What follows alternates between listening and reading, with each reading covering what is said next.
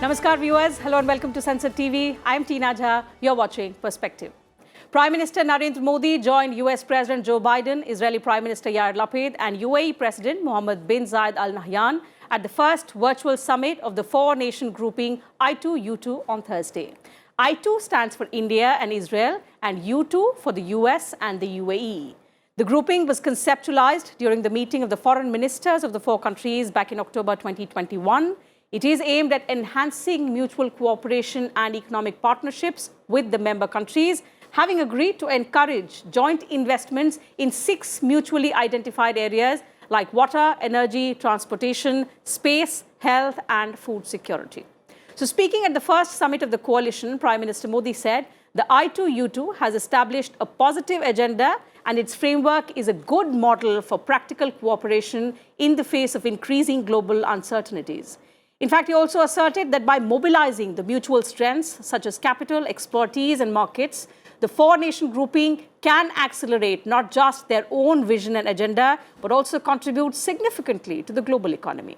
So we'll talk about some of the key initiatives agreed upon by the coalition and the focus areas of cooperation that were agreed upon at the maiden summit on the program today with an eminent panel of experts who are joining us. So let me begin by introducing them to you. With me in the studio is Major General Dhruv C. Katoch, retired. He is currently the Director, India Foundation. And joining us virtually is former Ambassador Ashok Sajjanhar and Mr. Pramit Pal Chaudhary, Foreign Affairs Editor, Hindustan Times. Thank you, gentlemen, for joining me on this edition of Perspective. Mr. Chaudhary, allow me to begin the program today with you.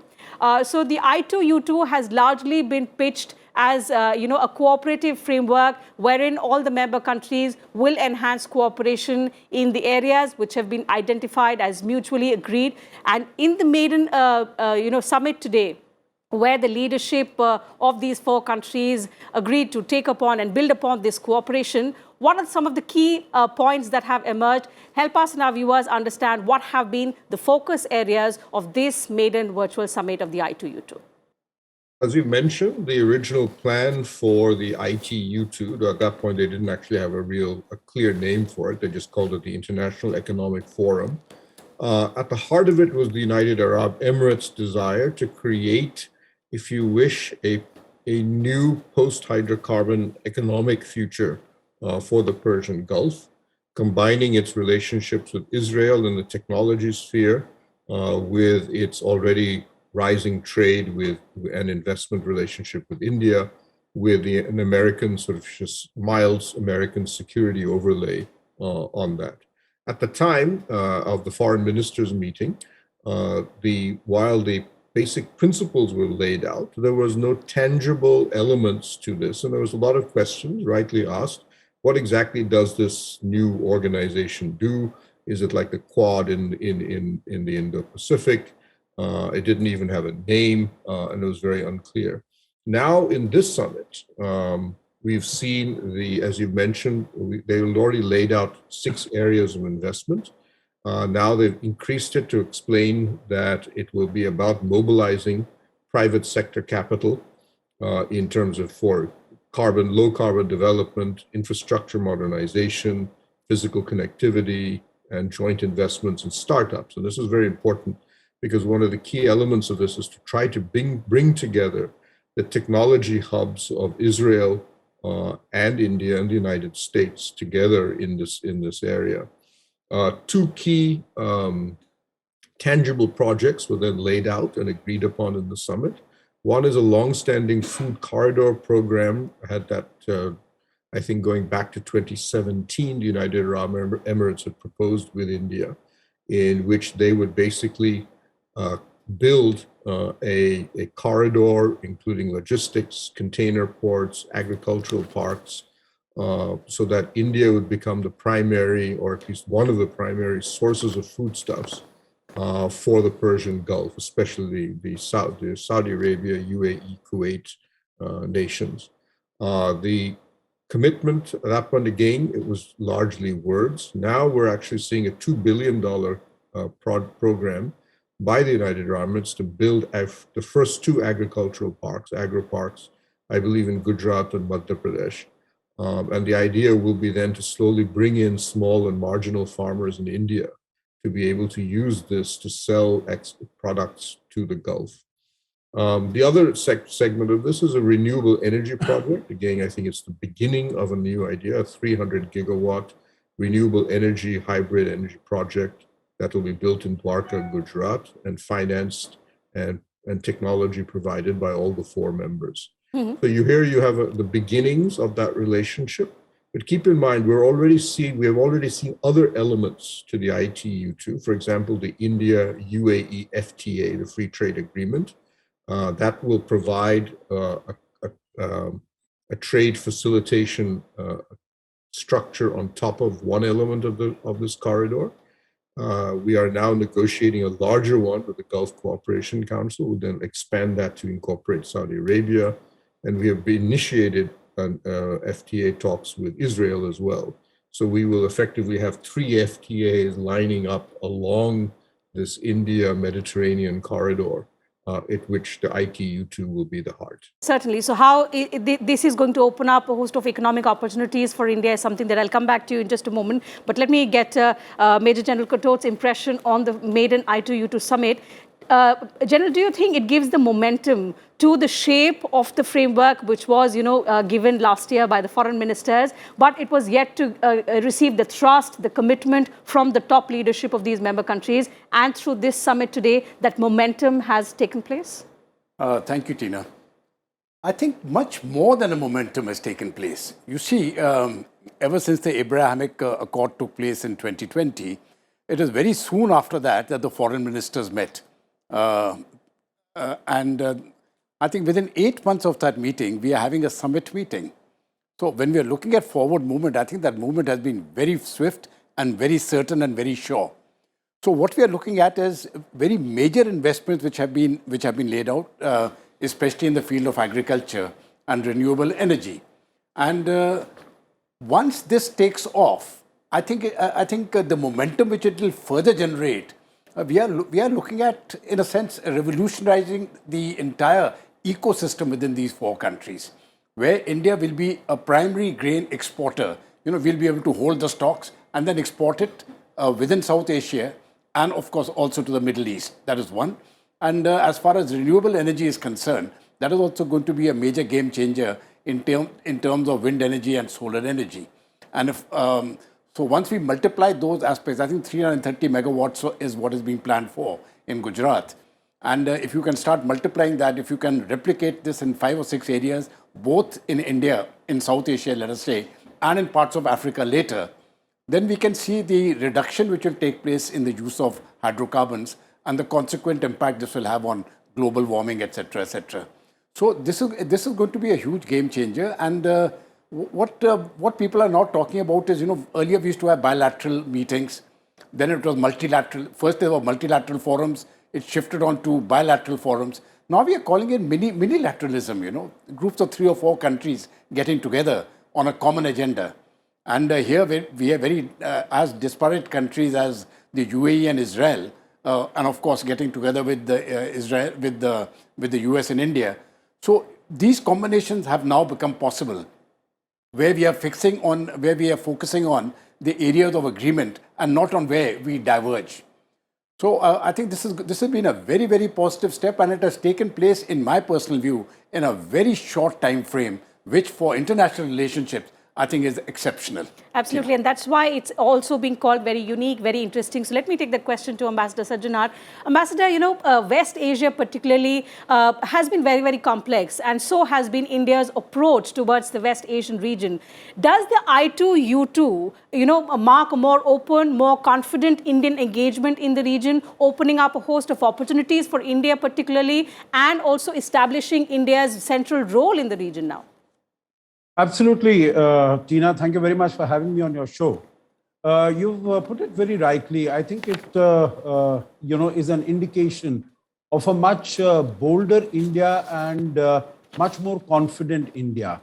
Before that, let me also mention that, when the foreign ministers met in October 2021, at that time, the idea was that the 4 countries will get together, have projects on infrastructure, fintech, on emerging technologies, green technologies, etc. But there was no real structure idea that was available as to how to take it forward.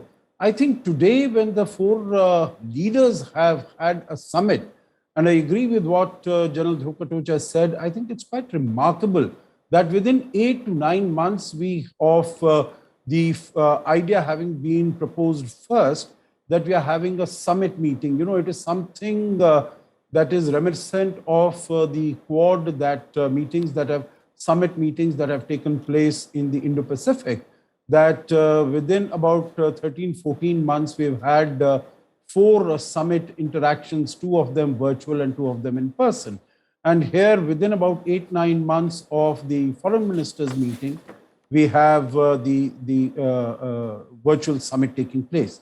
One of the reasons I think definitely also is because of the Russia-Ukraine conflict. And we see that, today, whether it is what we are talking about, the food security, and we are talking about energy security. And both these elements have become very vital and very critical as far as, the impact, the headwinds of the Russia-Ukraine conflict is concerned. Now, coming also to your question, whether it speaks of a bolder India, more confident India, absolutely. I think if we say that the foreign policy of Prime Minister Modi since he took over in 2014, that has been an enormous success in terms of the very large number of initiatives that have been taken, whether it is neighborhood first policy, whether it is Act East policy, the Quad, the Indo-Pacific Oceans Initiative, or the others. I think the manner in which India has reached out to its partners in West Asia I would term it as one of the most outstanding achievements, most outstanding successes of India's foreign policy over the last 8 years, because the way in which we have strengthened our relations, whether it is with the United Arab Emirates, whether it is Saudi Arabia, or the other, whether it is Gulf Cooperation Council members or the others, I think it has been quite remarkable. And this is what is reflected in the I2U2 summit today and the results of that summit, because India is putting its best foot forward. The Abraham Accords have, of course, helped, because over the last 2 years, we have seen the rapid transformation of relations between the United Arab Emirates and Israel.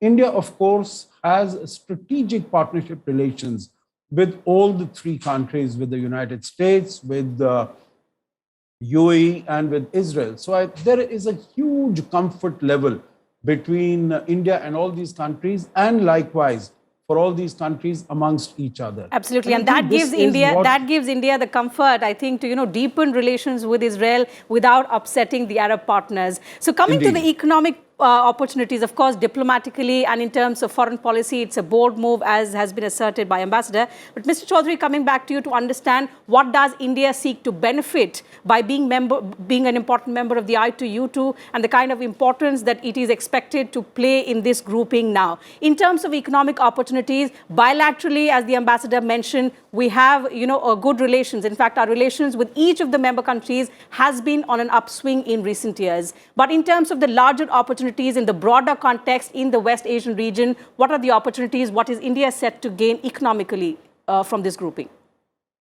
The first element at the lowest level, which is, if you wish, commodity exports, there was mention about fruit, bananas, apples, potatoes, rice, spices.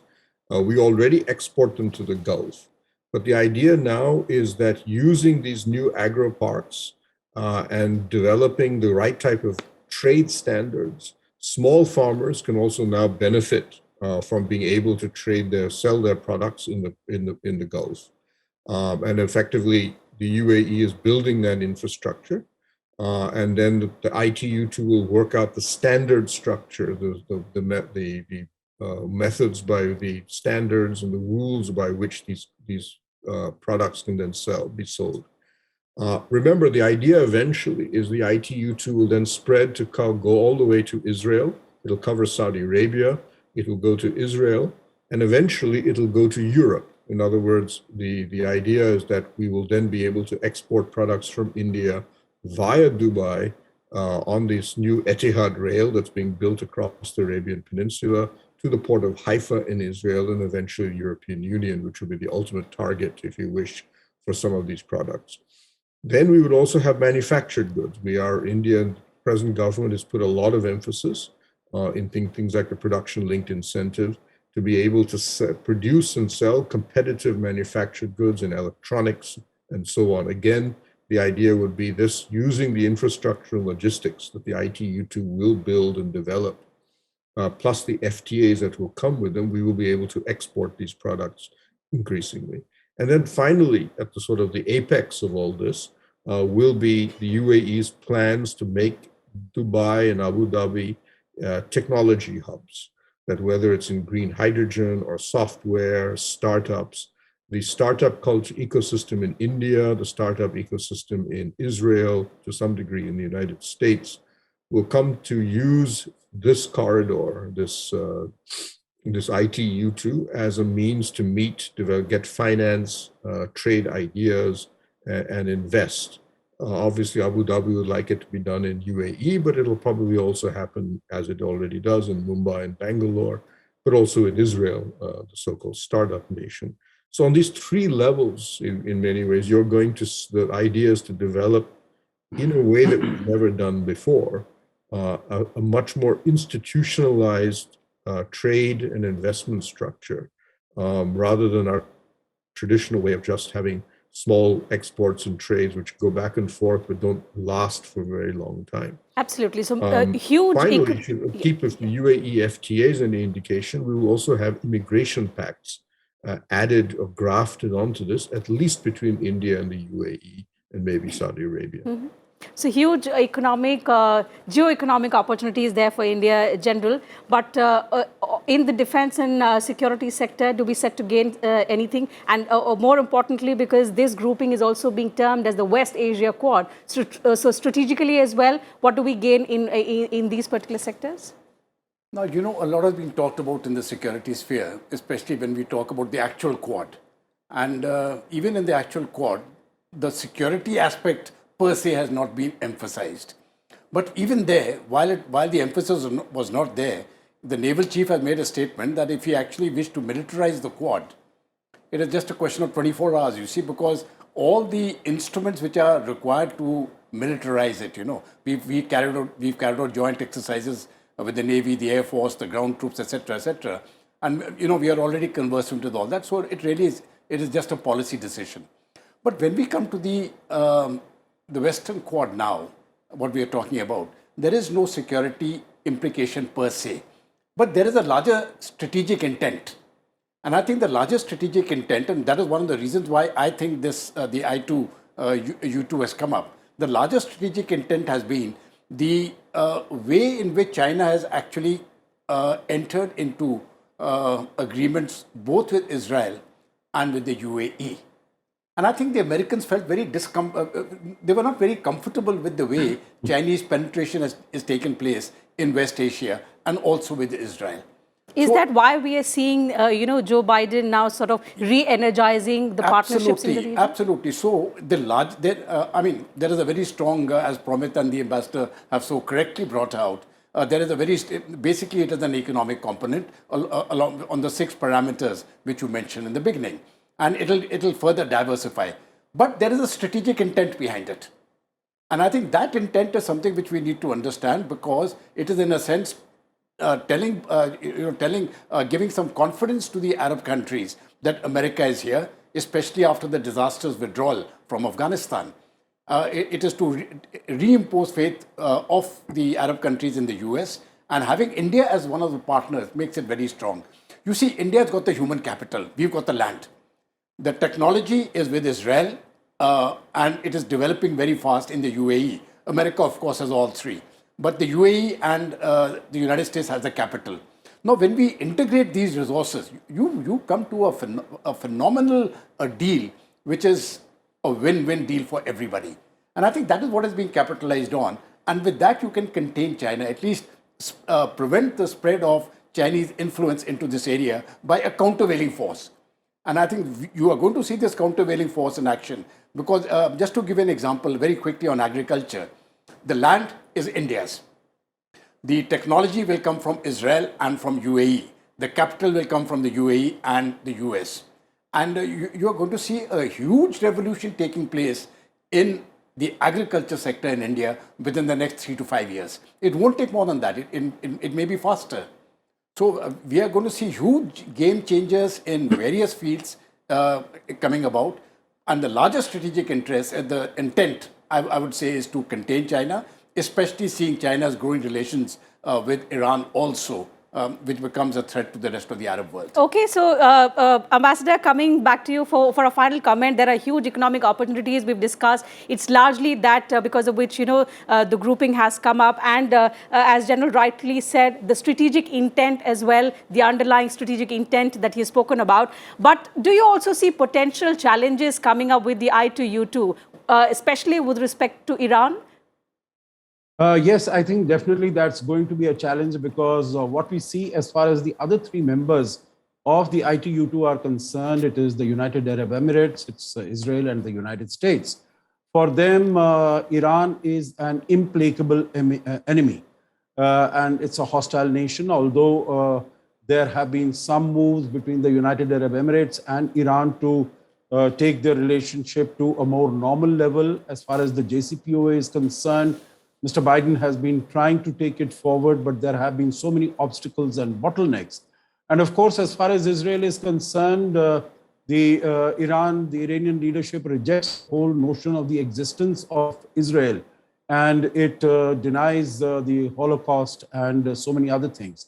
So there also the relations are anything but cordial. And if Iran is developing its own nuclear bomb, it creates problems for all countries in the Gulf, not only United Arab Emirates and Israel. India is the only country here which has good relations, excellent relations with Iran because of the connectivity projects, whether it is Chabahar and the others. So I think this is something that we will have to deal with, we'll have to handle. I think we have done it very successfully, very ably, Tina. When we come to the normal Quad, the Indo-Pacific Quad situation is concerned, you would recall. And even as far as the Russia-Ukraine conflict is concerned, we have been able to hold on to our position very well. So I am quite confident we are going to focus on the positives, on the areas of convergence between these countries, both in focus basically on economics and other issues, like we are talking here about vaccines also, we are talking about fintech also. In the other context, we are talking in the normal Quad, we are talking about humanitarian assistance, disaster relief. So basically, what are the areas where the countries can work together? And I think there are several of them as we have identified, whether it is water, whether it is energy, transportation, space, health, and food security. So I think the area is huge where we can work together. That is what we will focus on.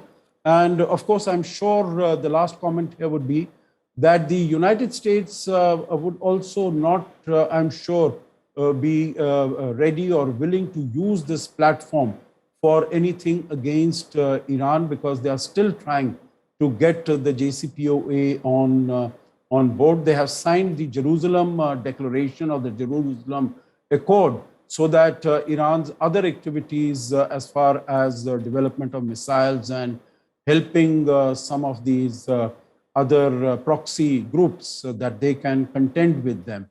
But I don't think outwardly there will be any moves under the rubric of this I2U2 to focus on relations with Certainly. Iran. So the focus is largely going to be on the areas of convergence, as we've discussed, as all our panelists have asserted. It's largely going to be on expanding cooperation in the identified areas of mutual interest, something that is going to benefit all of the member countries. At the same time, expand cooperation in all of these identified areas, particularly on food security and green energy that's been spoken about. So that having been said, I'll have to wind up the program. That's it from us on this edition of Perspective. Thank you to all my guests for joining me on the program today, sharing your thoughts, your views with us and our viewers. Pleasure having you on the program.